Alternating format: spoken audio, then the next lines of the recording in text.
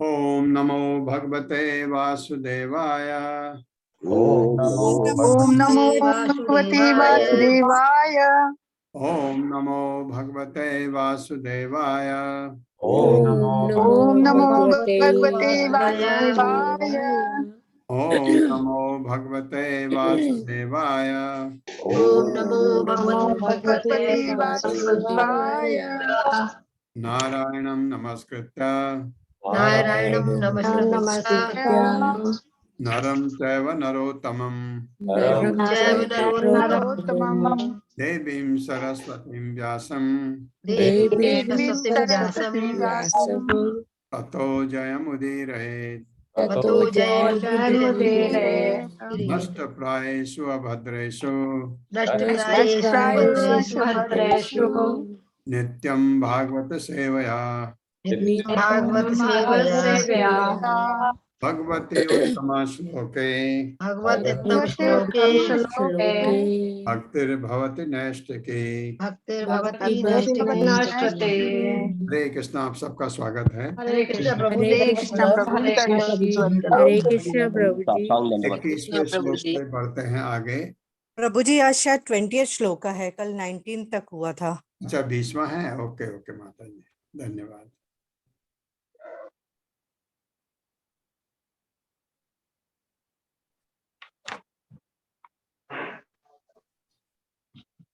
हरे कृष्णा। माता जी, हर्षा माता जी। जी माता जी। माता जी, आज 21st ही करना है, कल हम 20th तक कर चुके हैं। ओके, क्योंकि रिकॉर्डिंग में 19 लिखा हुआ है, इसके लिए मुझे लगा 19 तक है। जी माता जी, वैसे मेरी गलती थी, मुझे बाद में रियलाइज हुआ था। Okay okay. 21वां है तो कोई बात नहीं। यस्याम संधार्यमाणायाम योगिनो भक्ति लक्षणः आसु संपद्यते योग आश्रयं भद्रम ईक्षतः। यस्याम संधार्यमाणायाम कौन सा? योगिनो भक्ति लक्षणः आसु संपद्यते योग आश्रयं भद्रम ईक्षतः। मेरे साथ पढ़िए। यस्याम संधार्यमाणायाम यस्यां संधार्यमाणायां योगिनो भक्ति लक्षणः योगिनो भक्ति आसु संपद्यते योग आसु संपद्यते योग आश्रयं भद्रम ईक्षतः। मीक्षतः। शब्दार्थ है यस्याम, ऐसे सुनियोजित स्मरण से, संध्यार्यमाणायाम, संधार्यमाणायाम और इस तरह के अभ्यास में स्थिर होकर, योगिनः योगी जन, भक्ति लक्षण भक्ति योग का अभ्यास करके, आशु शीघ्र संपद्यते सफलता प्राप्त करता है, योग भक्तिमयी सेवा से संबंध, आश्रयम शरण के अंतर्गत, भद्रम कल्याण, ईक्षतः देखते हुए। ये सुख मुनि बता रहे हैं परीक्षित महाराज को कि क्या क्या करना चाहिए। उन्होंने पूछा, वो पूछते जा रहे हैं, वो बताते जा रहे हैं। भावार्थ है, हे राजन, सुख मुनि कह रहे हैं, स्मरण की इस पद्धति से तथा भगवान के कल्याणप्रद साकार स्वरूप का दर्शन करने के अभ्यास में स्थिर होने से मनुष्य भगवान के प्रत्यक्ष आश्रय के अंतर्गत उनकी भक्ति को शीघ्र ही प्राप्त कर सकता है। भक्ति प्राप्त करना हम कोशिश कर रहे हैं, भक्ति हम कोशिश कर रहे हैं। जो अभी आपने देखा, हम विधि विधानों का पालन करके कोशिश कर रहे हैं ताकि हमको भक्ति प्राप्त हो जाए। भक्ति प्राप्त होने का मतलब है हम भगवान के भक्त बन जाएं। ये बहुत बड़ी चीज है। सबसे बड़ा अगर कोई उपाधि है इस भौतिक जगत में, कोई उपाधि है मनुष्य की, वो है भक्त। भक्त बनना भगवान की सबसे बड़ी उपाधि इस भौतिक जगत में, क्योंकि वो सबसे बड़ा है, उससे बड़ा कोई नहीं।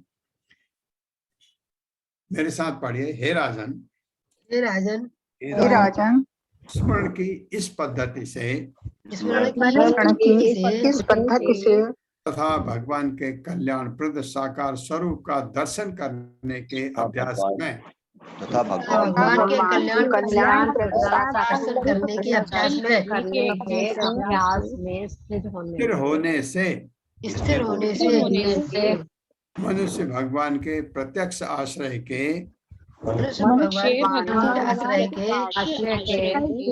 अंतर्गत उनकी भक्ति को शीघ्र ही प्राप्त कर सकता है। हाँ, तो क्या क्या करना है वो बता रहे हैं। स्मरण, आप भगवान के स्मरण करते हैं, भगवान के कल्याणप्रद साकार स्वरूप का दर्शन करने के अभ्यास में। कैसे करते हैं? अर्चा विग्रह का, और तो कोई तरीका नहीं है। भगवान तो हमारे सामने है नहीं, भगवान ने अपने अर्च विग्रह के रूप में भगवान हमारे सामने आते हैं। प्रभुपाद ने कहा उसको मूर्ति कभी मत समझो, गलती मत करो, वो भगवान साक्षात भगवान है अर्चा विग्रह में। जैसे अर्चा विग्रह आप देखते हैं, आप मंदिर में जाइए, वो भगवान है, साक्षात भगवान है।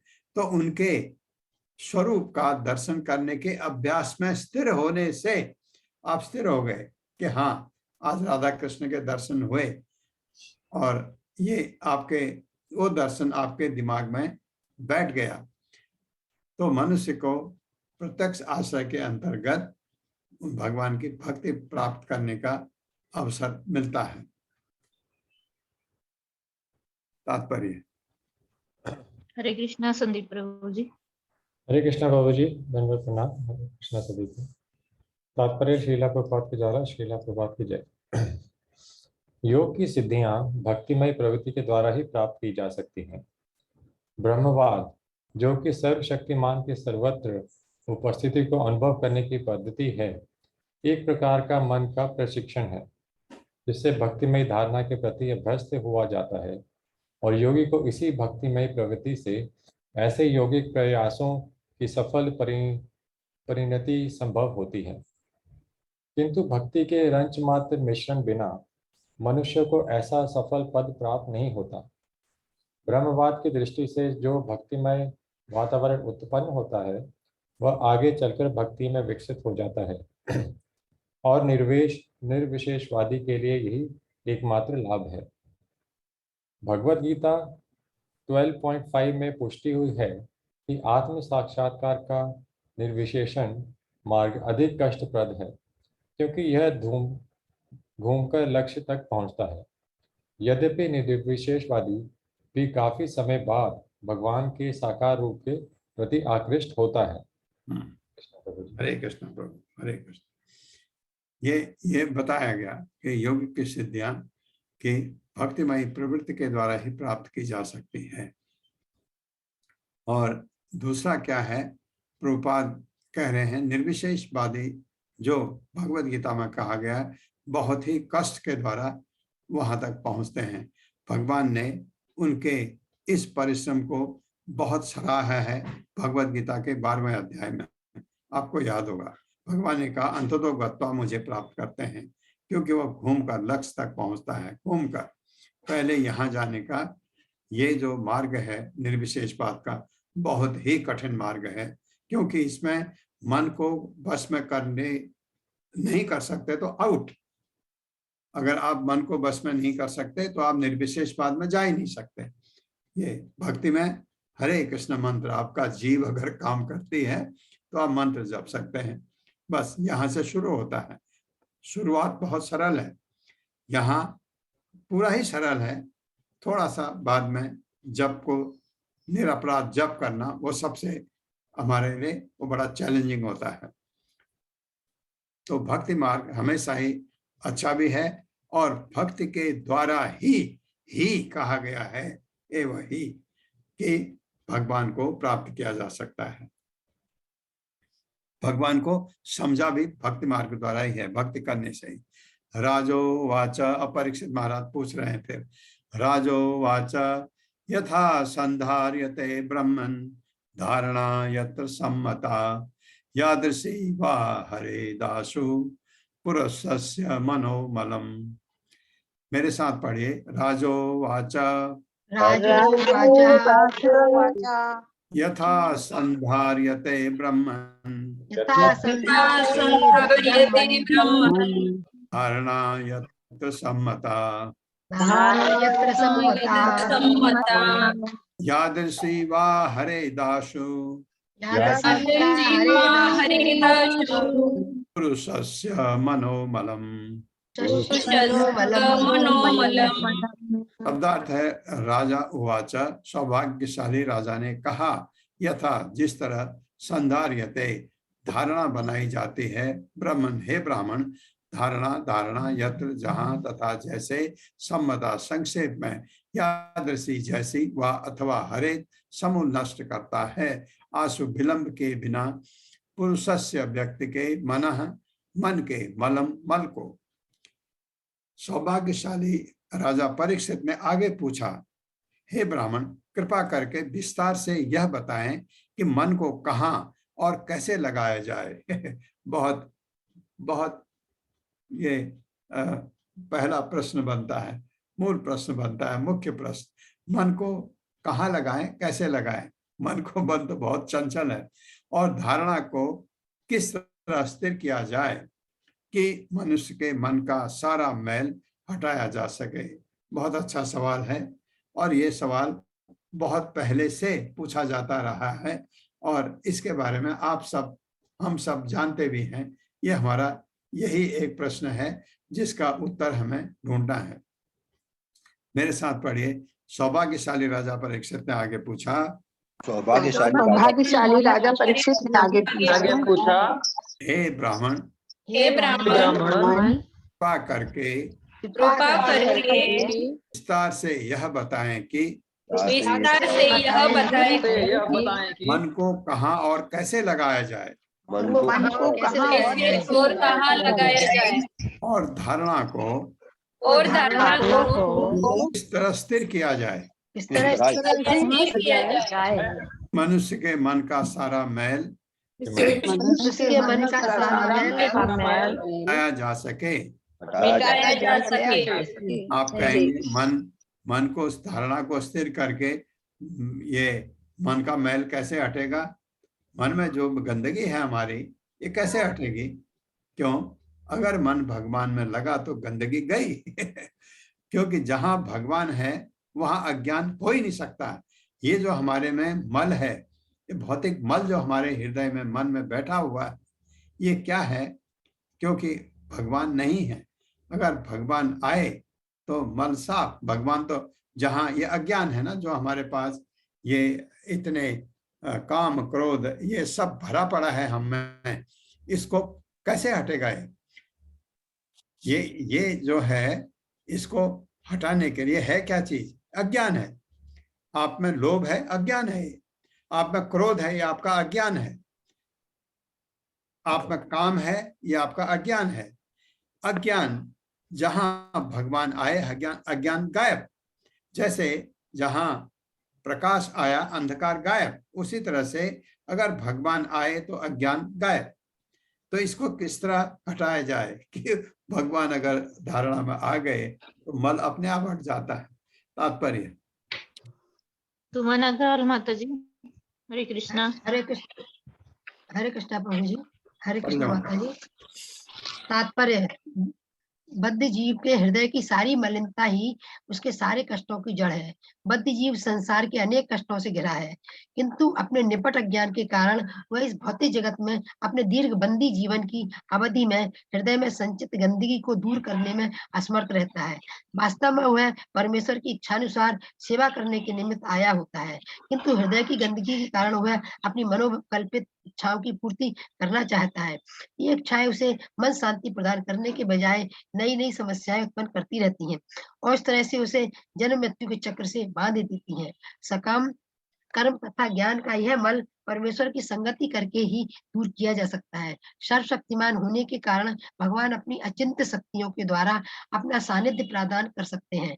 अतः जो लोग ब्रह्म के साकार स्वरूप में श्रद्धा दृढ़ नहीं कर पाते, उन्हें भगवान के विराट रूप का सानिध्य प्राप्त करने का अवसर प्रदान किया जाता है। भगवान का विराट निर्विशेष स्वरूप उनकी असीम शक्तियों का स्वरूप है।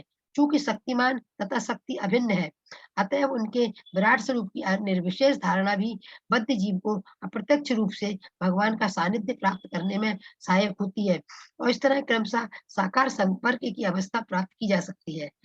महाराज परीक्षित पहले से भगवान श्री कृष्ण के साकार स्वरूप से प्रत्यक्ष रूप से जुड़े हुए थे, अतः उन्हें सुखदेव गोस्वामी जी से यह पूछने की आवश्यकता नहीं थी कि मन को कहाँ और कैसे ब्रह्म के निर्विशेष विराट रूप में लगाया जाए, किंतु उन्होंने उन सबके लाभ के लिए इस विषय में विशद जिज्ञासा की, जो भगवान के सच्चिदानंद स्वरूप के दिव्य साकार स्वरूप की कल्पना करने में असमर्थ है।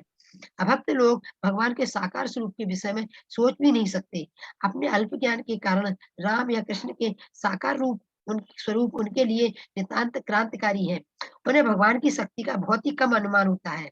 भगवत गीता 9.11 में स्वयं भगवान ने यह बताया है कि अल्पज्ञ पुरुष भगवान को सामान्य व्यक्ति मानकर उनका उपहास करते हैं। ऐसे व्यक्ति भगवान की अचिंत्य शक्ति से अनजान रहते हैं। भगवान अपनी अचिंत्य शक्ति से मानव समाज में या जीवों के अन्य समाज में विचरण करते हुए भी अपने दिव्य पद से रंच मात्र हटे बिना वही शक्ति सर्वशक्तिमान भगवान बने रहते हैं। अतएव ऐसे व्यक्तियों के लाभ के लिए जो भगवान के साकार दिव्य स्वरूप को स्वीकार करने में असमर्थ है, महाराज परीक्षित ने सुखदेव स्वामी जी से पूछा कि प्रारंभ में मन को भगवान पर किस पर स्थिर किया जाए, और गोस्वामी जी ने निम्न उसका उत्तर विस्तार से दिया। हरे कृष्ण। देखते हैं सुखदेव गोस्वामी क्या उत्तर देते हैं। श्री शुक उवाच जितासितो जित श्वासो जित संगो जितेन्द्रियः स्थूले भगवतो रूपे मनः संधारयेद धिया। श्री शुक उवाच जितासितो जितः श्वासो जित संगो जितेन्द्रियः स्थूले भगवतो रूपे मनः संधारयेद धिया। मेरे साथ पढ़िए। श्री शुक उवाच शुकवाच जितासिनो जितः श्वासो जितासनो जितश्वासो जित संगो जितेन्द्रियः जितसंगो जितेन्द्रियः जितेन्द्रियः स्थूले भगवतो रूपे स्थूले भगवतो रूपे मनः संधारयेद धिया। मनः संधारयेद धिया। शब्दार्थ है श्री शुक उवाच, सुखदेव गोस्वामी ने कहा, जित आसनः संयमित आसन, जित श्वासः संयमित श्वास क्रिया, जित संगः संयमित संगति, जित इंद्रियः संयमित इंद्रियां, जित का मतलब संयमित। स्थूल पदार्थ में भगवतः भगवान के रूपे स्वरूप में मनः मन को संधारयेत लगाए, धिया बुद्धि से बुद्धि का इस्तेमाल करिए, भगवान में मन लगाइए। भावार्थ है, सुखदेव गोस्वामी ने उत्तर दिया, मनुष्य को चाहिए कि आसन को नियंत्रित करे, यौगिक प्राणायाम द्वारा श्वास क्रिया को नियमित करे और इस तरह मन तथा इंद्रियों को वश में करे, फिर बुद्धि पूर्वक मन को भगवान की स्थूल शक्तियों विराट रूप में लगाए। मेरे साथ पढ़िए। सुखदेव गोस्वामी ने उत्तर दिया, सुखदेव गोस्वामी ने उत्तर दिया, मनुष्य को चाहिए कि मनुष्य को चाहिए कि आसन को नियंत्रित करे, को नियंत्रित करे, यौगिक प्राणायाम द्वारा श्वास क्रिया को नियमित करे, यौगिक प्राणायाम द्वारा क्रिया को नियमित करे और इस तरह मन तथा इंद्रियों को वश में करे, और इंद्रियों को वश में करे, फिर बुद्धि पूर्वक मन को भगवान की स्थूल शक्तियों भगवान की स्थूल शक्तियों अपने विराट रूप में लगाए। विराट रूप में लगाए। हाँ, एक तरीका है, ये एक तरीका है उनके लिए, जो ये बहुत अच्छी बात है कि आसन को नियंत्रित करें। हमने अष्टांग योग में पढ़ा था ये भगवत गीता में कि मन को आप पहले आसन लगाइए, आसन ठीक से हो, नियंत्रित हो। योगी प्राणायाम द्वारा आप प्राणायाम के द्वारा अपने मन और इंद्रियों को कंट्रोल करते हैं, आप भौतिक जगत से संपर्क तोड़ देते हैं, फिर आपका ध्यान भगवान की तरफ लगता है, आखिरी में आपकी समाधि लगती है भगवान के निकट पहुंचने में। ये एक तरीका है। अगर ये कर लिया फिर आपको समाधि लगाने की जरूरत नहीं है। जब ये आपके इंद्रियां बस में हो जाए, मन बस में हो जाए, फिर बुद्धिपूर्वक मन को भगवान के विराट रूप में लगाएं। आप कहेंगे विराट रूप में क्यों? क्योंकि हम इतनी बुद्धि नहीं है कि भगवान के साकार रूप को माने। जो नहीं मानते, जिनको समझ नहीं आता है, आपको आता है, आपको भगवान का स्वरूप, साकार रूप, कोई एक रूप जो आपको पसंद है दिमाग में आपके बैठ जाता है। 3-4 रूप भी आपके दिमाग में होते हैं, जिसके नहीं है उनके लिए है ये विराट रूप का पर मन लगाना, क्योंकि विराट रूप में लोग एकदम उसको समझ जाते हैं कि भगवान का विराट रूप कैसा है, और उसके बारे में समझ ज्यादा आता है निर्विशेषवादियों को। इसलिए निर्विशेषवादियों के लिए ज्यादा ये चीज कही गई है। आपने मेरे साथ पढ़ाए। अभी नहीं प्रभु जी। सुखदेव गोस्वामी ने उत्तर दिया, सुखदेव गोस्वामी जी ने उत्तर दिया, मनुष्य को चाहिए कि मनुष्य को चाहिए कि आसन को नियंत्रित करे, आसन को नियंत्रित करे। यौगिक प्राणायाम द्वारा यौगिक प्राणायाम के द्वारा श्वास क्रिया को नियमित करे श्वास क्रिया को नियमित करे और इस तरह मन तथा इंद्रियों को वश में करे। और इस तरह मन और इंद्रियों को वश में करे। फिर बुद्धिपूर्वक मन को भगवान की स्थूल शक्तियों यानी विराट रूप में लगाए। तात्पर्य। लवलीन माता जी, हरे कृष्णा।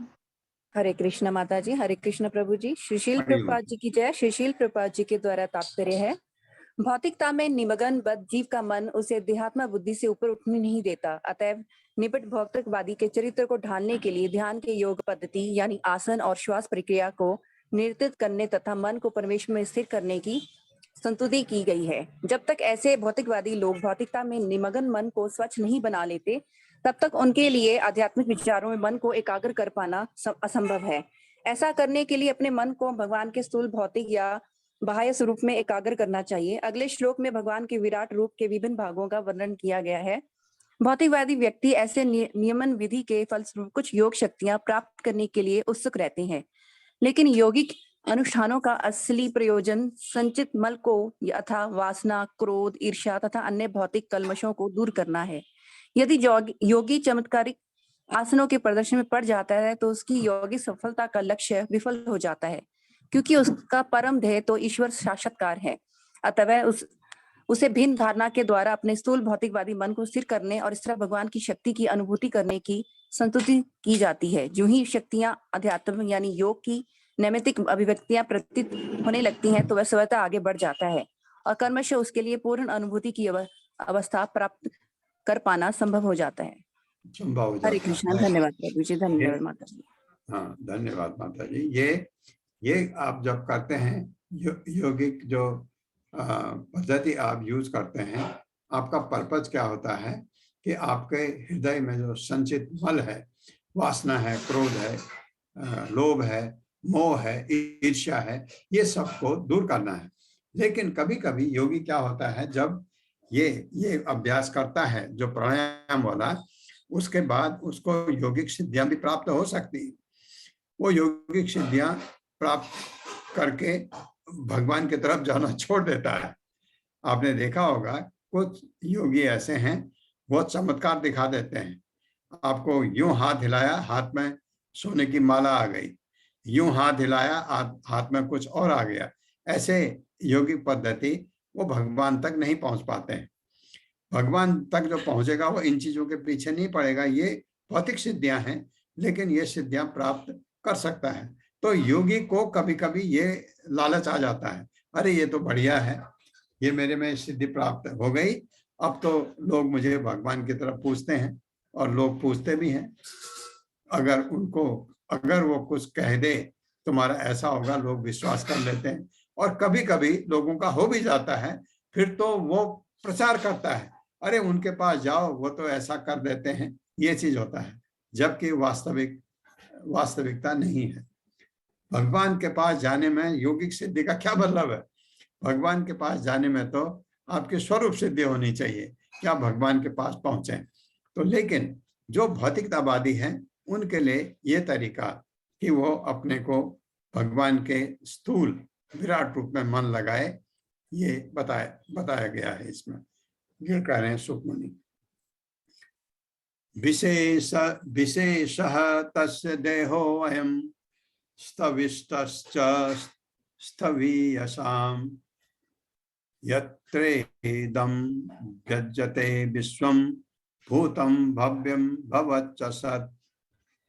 विशेषः तस्य देहो अयम् स्तविष्टश्च स्थवीयसाम् यत्रेदं व्यज्यते विश्वं भूतं भव्यं भवच्च सत्। मेरे साथ पढ़िए, विशेषस्तस्य देहो अयम्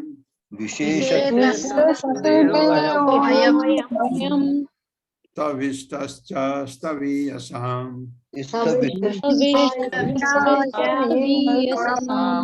यतेन्द्रं व्यजते विश्वम्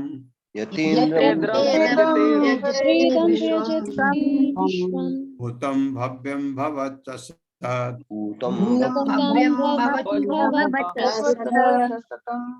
विशेषः साकार तस्य उसका देहः शरीर अयम यह स्तविष्टः स्थूल रूप से भौतिक च तथा स्थवीयसाम समान समस्त पदार्थ का यत्र जहाँ इदम ये सारे नियम व्यज्यते अनुभव किया जाता है विश्वम ब्रह्मांड भूतम विगत भव्यम भविष्य भवत वर्तमान च तथा सत फलीभूत परिणामी संपूर्ण व्यवहार जगत की यह विराट अभिव्यक्ति परम सत्य का साक्षात शरीर है जिसमें ब्रह्मांड के भूत वर्तमान एवं भविष्य का अनुभव किया जाता है। मेरे साथ पढ़िए। संपूर्ण व्यवहार जगत की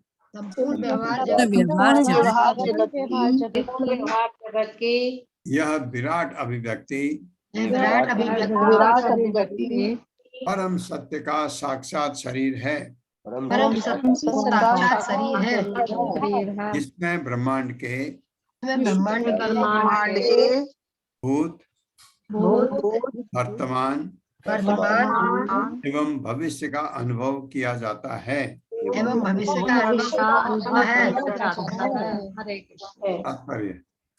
रश्मि माता जी हरे कृष्णा। हरे कृष्णा माता जी। हरे कृष्णा प्रभु जी।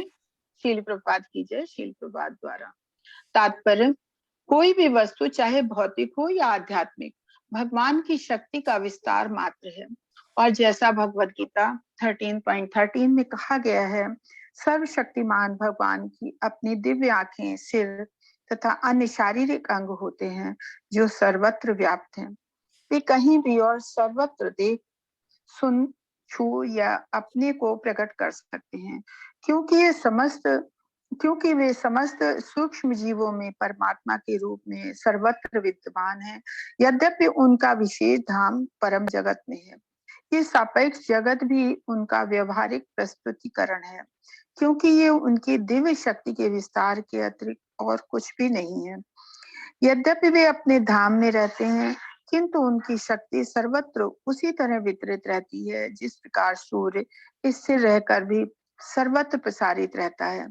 क्योंकि सूर्य की किरणें सूर्य से अभिन्न होने के कारण सूर्य गोलक का विस्तार ही मानी जाती हैं। विष्णु पुराण 1.22.52 में ये कहा गया है कि जिस प्रकार अग्नि एक स्थान में रहकर अपनी किरणें तथा ऊष्मा फैलाती है उसी प्रकार परमात्मा या भगवान अपनी बहुविध शक्ति से सर्वत्र अपना विस्तार करते हैं। विराट ब्रह्मांड की ये अभिव्यक्ति उनके विराट शरीर का अंश मात्र है। अल्पज्ञ लोग भगवान के सर्व आध्यात्मिक दिव्य स्वरूप की कल्पना भी नहीं कर सकते लेकिन वे उनकी विभिन्न शक्तियों द्वारा उसी तरह आश्चर्यचकित रहते हैं जिस तरह आदिम प्रजाति के लोग आकाश की बिजली विशाल पर्वत या विस्तृत बरगद के पेड़ को देखकर आश्चर्यचकित रह जाते हैं। वे लोग व्याघ्र तथा हाथी के बल की प्रशंसा उनकी शेष शक्ति तथा शौर्य के लिए करते हैं। यद्यपि शास्त्रों में भगवान का विशद वर्णन दिया हुआ है यद्यपि भगवान अवतरित होते हैं और अपनी असामान्य शक्ति तथा शौर्य का प्रदर्शन करते हैं और यद्यपि वे विद्वान पंडितों तथा भूतकाल के व्यासदेव नारद असित एवं देवल जैसे संतों तथा भगवत गीता में अर्जुन द्वारा एवं आधुनिक युग में शंकर रामानुज माधव तथा भगवान श्री चैतन्य जैसे आचार्यों द्वारा भगवान के रूप में स्वीकार किए जाते हैं लेकिन असुरगण भगवान के अस्तित्व को नहीं मानते। असुरगण शास्त्रों के किसी भी साक्ष्य को स्वीकार नहीं करते न ही वे आचार्यों के प्रमाण को मान्यता देते हैं। वे तुरंत अपनी आंखों से उन्हें देखना चाहते हैं अतएव वे भगवान के विराट शरीर को विराट रूप में देख सकते हैं और वही रूप उनकी चुनौती का उत्तर दे सकता है। और चूंकि वे व्याघ्र हाथी या वज्र जैसी शेष भौतिक वस्तुओं के समक्ष श्रद्धावनत श्रद्धावनत होने की आदि हैं, अतः वे विराट रूप का सम्मान प्रदान करते हैं। अर्जुन द्वारा प्रार्थना की जाने पर भगवान कृष्ण ने असुरों के लिए विराट रूप प्रदर्शित किया। भगवान का शुद्ध भक्त भगवान के ऐसे संसारी विराट रूप को देखने का आदी नहीं होता, अतः इसे देखने के लिए उसे विशेष दृष्टि की आवश्यकता होती है। इसलिए भगवान ने अर्जुन को विशेष दृष्टि प्रदान करने की अनुकंपा की, जिससे वो उनके विराट रूप का दर्शन कर सके, जिसका वर्णन भगवत गीता की 11वें अध्याय में किया गया है। भगवान का ये विराट रूप अर्जुन के लाभ के लिए नहीं, अपितु उन अल्पज्ञ व्यक्तियों के लिए है जो हर किसी को भगवान का अवतार मान लेते हैं और इस तरह जन सामान्य को गुमराह करते रहते हैं। उनके लिए संकेत है कि मनुष्य ऐसे सस्ते अवतार से कहे कि तुम अपना विराट रूप दिखलाओ और अपने को अवतार सिद्ध करो।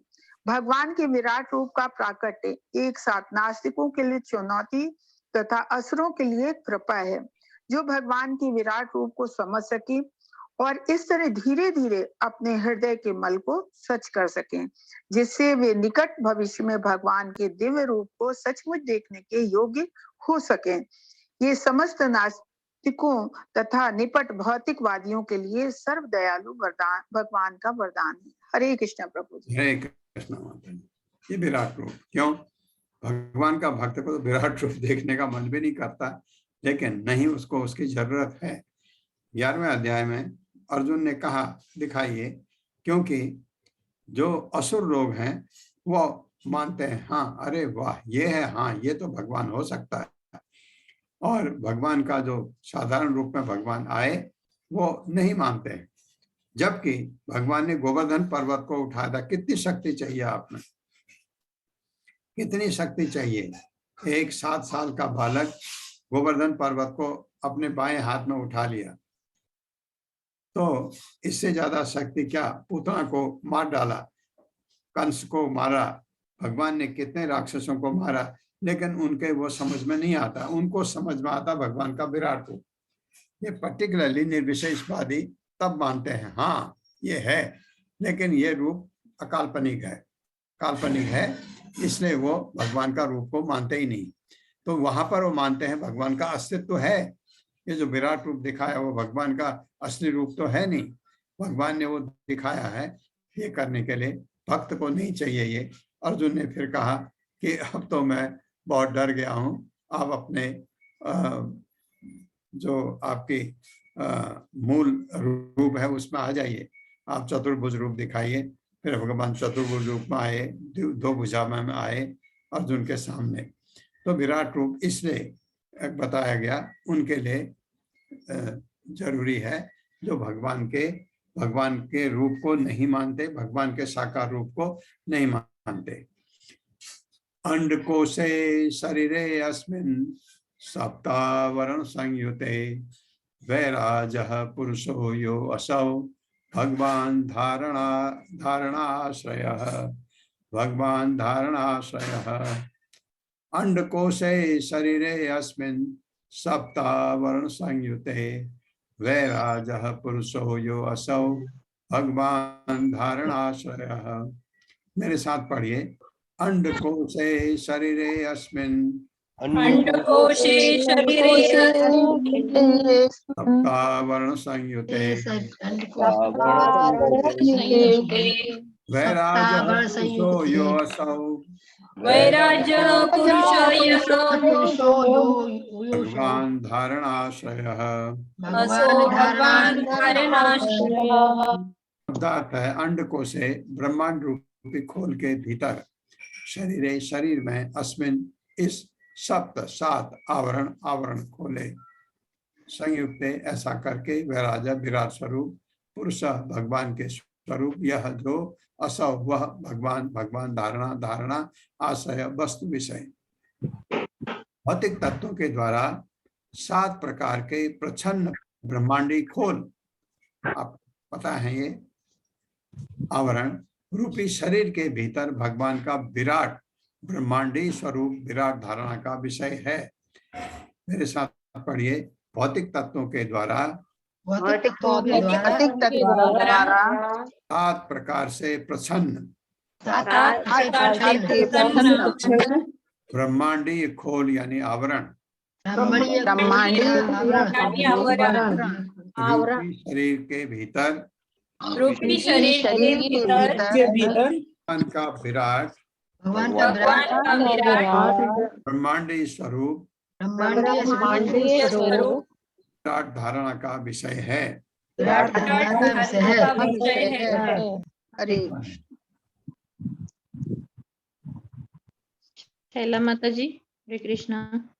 हरे कृष्ण माता जी, हरे कृष्ण प्रभु जी। शील प्रभुपाद द्वारा शील प्रभुपाद की जय। तात्पर्य, एक ही समय में श्री भगवान के अनेक अनूक रूप होते हैं और वे भी भगवान श्री कृष्ण के मूल स्रोत के रूप में अभिन्न है। श्रीमद् भगवद गीता में यह सिद्ध किया जा चुका है कि भगवान का आदि दिव्य तथा शाश्वत रूप श्री कृष्ण है, जो परम भगवान है, और वे अपनी अचिंत्य अंतरंगी शक्ति आत्म माया से अपने आप को विविध रूपों तथा अवतारों में एक साथ विस्तारित कर सकते हैं, तो भी उनकी पूर्ण शक्ति में कोई कमी नहीं आती, जो वे पूर्ण हैं।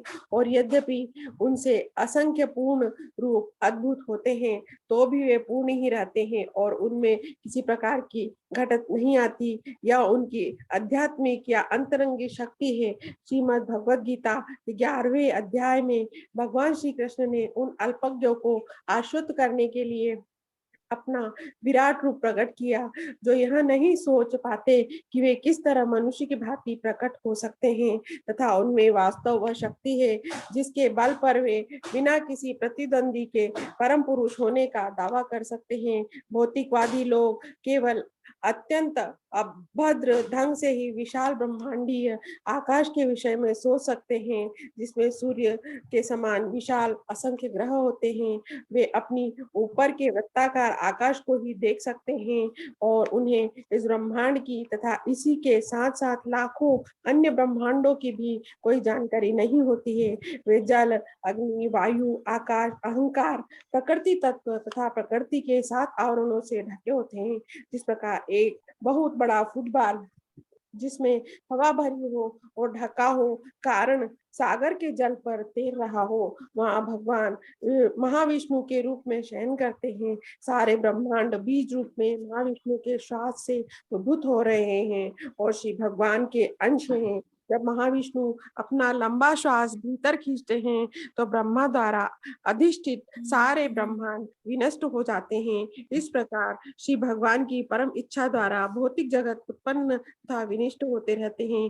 बेचारा मूढ़ भौतिकवादी इतनी ही कल्पना कर सकता है कि वह कितनी मूर्खता पूर्वक एक मरणशील नगण्य जीव के दावे के साथ श्री भगवान के प्रतिद्वंदी अवतार के रूप में प्रस्तुत करता है। यह विराट विशेष रूप से श्री भगवान द्वारा अल्पज्ञों को पाठ पढ़ाने के लिए प्रकट किया गया है, जिससे कोई मनुष्य अन्य किसी मनुष्य को भी श्री भगवान का अवतार स्वीकार करे, जब वह ऐसे विराट रूप को उसी तरह प्रदर्शित कर सके जिस प्रकार भगवान श्री कृष्ण ने किया है।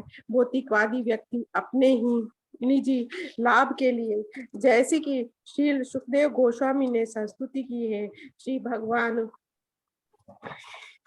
के विराट रूप में अपने मन को केंद्रित कर सकता है, किंतु उसे सावधान रहना चाहिए कि वह उन वचकों से पथ भ्रष्ट न हो जो अपने आप को भगवान श्री कृष्ण से अभिन्न पुरुष होने का दावा करता है, किंतु वे उनकी तरह कर्म नहीं कर पाते या विराट रूप प्रदर्शित नहीं कर सकते। हरे कृष्ण प्रभु। हरे कृष्ण माता जी। एक तो ये है कि 1 मिनट दीजिए मेरे को, आप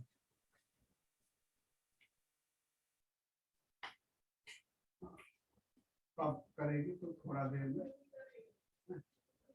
हाँ, मैं खत्म करता हूँ।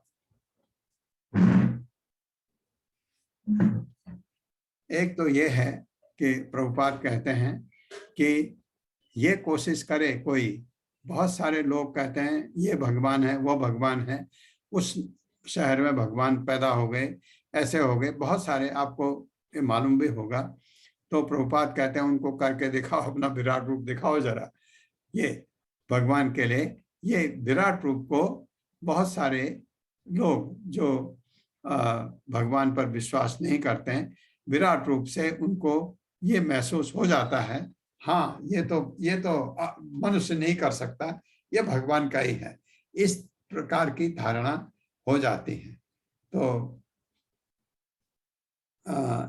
इसलिए भगवान ने अपना विराट रूप दिखाया। अर्जुन के की विनती करने पर भगवान का ये विराट रूप जो है, ये विराट रूप आप ध्यान रखिए कि ये गर्भोदक्षाई विष्णु का ही रूप है, विराट रूप भगवान का जो विराट रूप है। तो ये इस पर आगे हम कल ऐसा है, कल मैं ट्रेवल कर रहा हूँ, कल सुबह मैं क्लास नहीं लूंगा। मैंने विनती किया है कुंदन प्रभु से, तो वो मान भी गए हैं, कल वो क्लास लेंगे। तो पल्लवी माता जी और हर्षा माता जी, आप उनको लिख भी दीजिए, मैं भी लिखूंगा उनको अगर मैं भूल गया तो, कि कौन से श्लोक तक हम कर चुके हैं, ताकि वो उससे आगे कराएं। और परसों सुबह मैं क्लास लूंगा, परसों सुबह मैं मैंगलोर पहुंच जाऊंगा, कल रात ही पहुंच जाऊंगा, तो परसों सुबह मैं क्लास लूंगा, कल कुंदन प्रभु आपका क्लास लेंगे। तो आज मैं यहीं पर समाप्त कर रहा हूँ। ओम अज्ञान तिमिरान्धस्य ज्ञानांजन शलाकया चक्षुरुन्मिलितं तस्मै श्री गुरुवे नमः। नमः विष्णुपादाय कृष्ण पृष्ठाय भूतले श्रीमते भक्ति वेदांत स्वामिनिति नामिने। नमस्ते सारस्वती देवे गौरवाणी प्रचारिणे निर्विशेष शून्यवादी पाश्चात्य जय हो श्री कृष्ण चैतन्य प्रभु नित्यानंद श्री अद्वैत गदाधर शिवासादि गौर भक्त बंद। हरे कृष्णा कृष्ण कृष्णा हरे हरे, हरे राम राम राम हरे हरे।